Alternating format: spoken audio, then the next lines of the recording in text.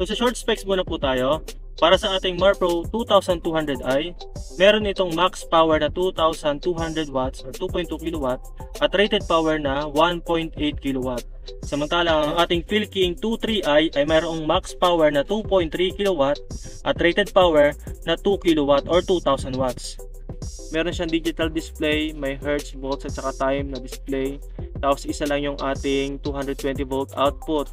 Tapos makikita naman natin dito sa bandang baba yung grill, yung inverter nasa loob. Yan yung pinaka-vent niya. Sa ating Marpro, yung kanyang engine switch at saka choke ay integrated. Dalawa na rin yung kanyang 220 volts